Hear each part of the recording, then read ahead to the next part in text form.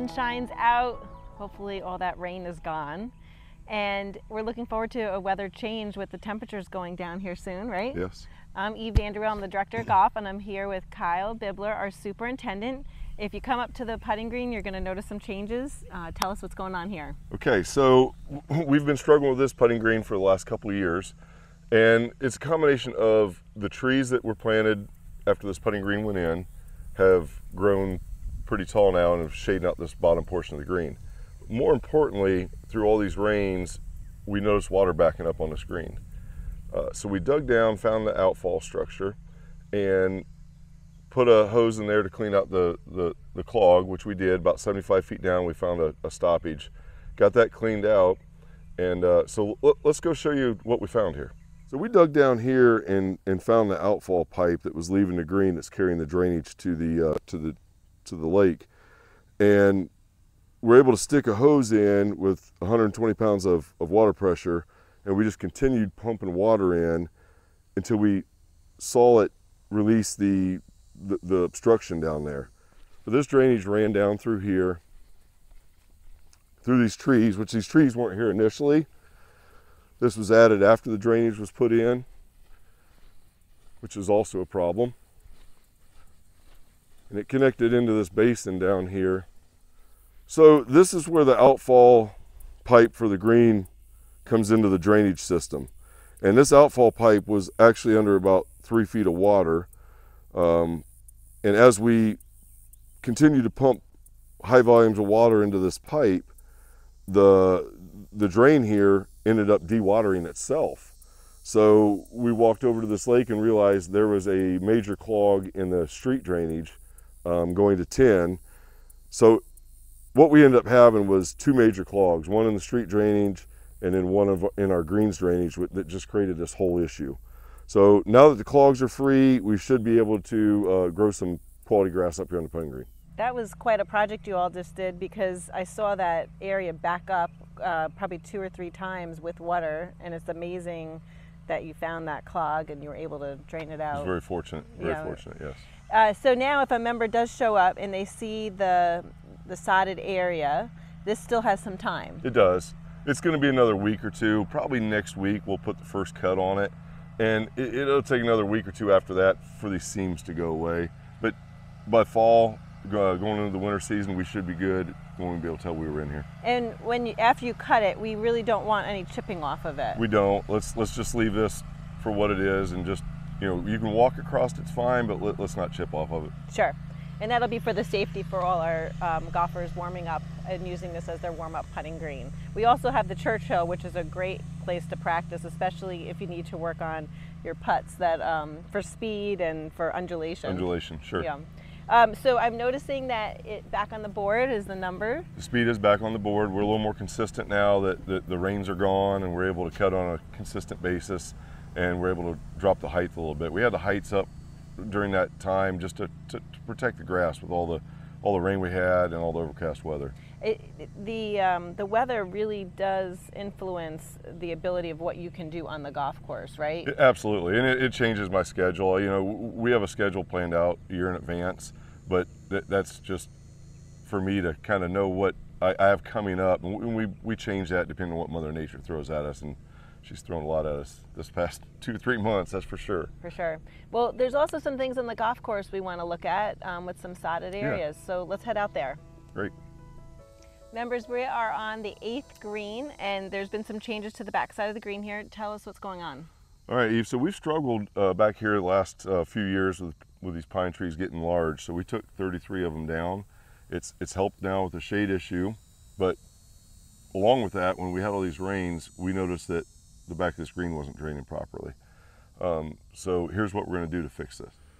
Okay, so this is the issue that we see that we have on this green. The back left and the back right portion of this green has settled, and so the water, instead of sheeting off the front of the green, is now going towards the back of the green, the last 5 feet there, and it can't get past the collar, so the water is just sitting there, and it ends up rotting the grass basically.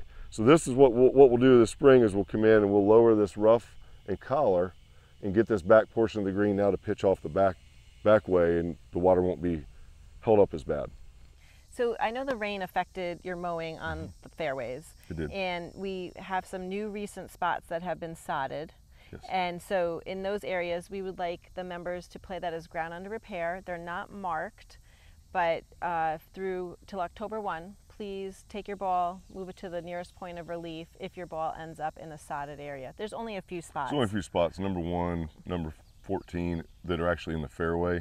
Everything else is pretty much in the rough. Very good. And then number 1 and 13 have seemed to have been the wettest, the longest. Yeah, they've stayed the wettest, the longest. A little slow drainage there. We're going to come in this winter, possibly this spring, whenever we can get to it, and add some smaller drains in there to help with getting the water off. So how much rain overall did we have in the last? So we were down 26 inches in our lake on July 1, and we are now overflowing the lake. So we've come up over 2 feet. We've had, since July 1st till a week ago, we were at about 18.5 inches. It seems like we've landed in a much better spot. We are. It was rough coming out of aeration because of the amount of rain we had and for the longest period of time. But now your staff has done a great job getting back on track, and the fairways are looking good. They're looking better, and the greens are starting to pick up some speed again. For a long time, you couldn't do the normal cutting at your. Is that correct? Yeah, we weren't cutting every day because of the rain. Not only that, but we were missing some of our growth regulator that we put out there to slow the grass down.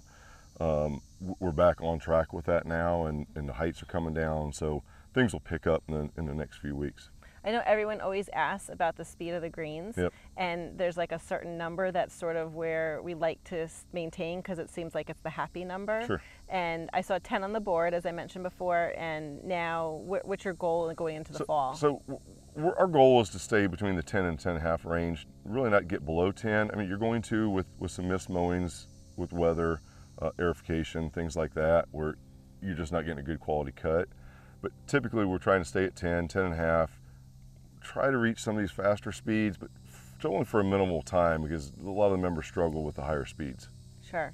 I mean, and the weather is going to dictate that too, because as we go into the fall, the greens will get slicker. There's one last thing I wanted to ask about, and that is the back of the screen here we were just talking about. Talk to me about, you've tried everything from, you did hex plugs that I remember. We did some hex plugs. Hex plugs work out good, okay. but these areas are a little bit too big. It would have been a daunting task for somebody to do this. So what we did is the grass we took off that was still good on putting green at the shop, we took that and brought it over here and put this on this green. And the guys did a great job cutting this in. I'm not a big fan of sodding greens because it seems like you can always see that it's there. But super job to my staff that did this. It's a week and a half out and you can hardly tell it's here.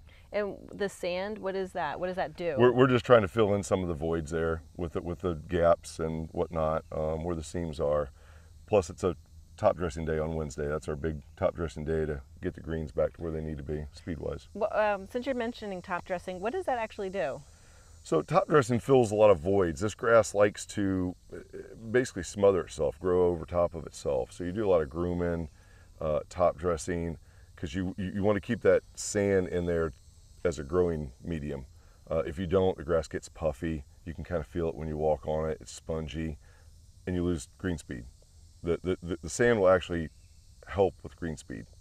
Excellent. Yeah. Members, just want to go over a few reminders as we head into season. We always love your assistance with going ahead and filling your divot in the fairways. Our fairways look really great. We know that play will pick up, so just using great etiquette just to remind you to fill your divot on the golf course. And ball marks, sometimes it's hard to see them. Even if you just hit one ball mark, even if it's not yours, I think of a ball mark as a reward for a great shot hit. So I always like to go ahead and fix mine. If you ever have any questions how to properly fix a ball mark, come and see us. We'd be happy to help show you. And we also ask and remind you just 2 carts per group. We appreciate that for the wear and tear of the golf course. Should you need to take an extra cart, we just ask that extra cart stay on the cart path at all times. We really appreciate you being with us all. We're looking forward to cooler weather, absolutely, drier weather, and a wonderful fall season. We hope that wherever you are, you're doing well, and we always look forward to each day you return to Briars Creek.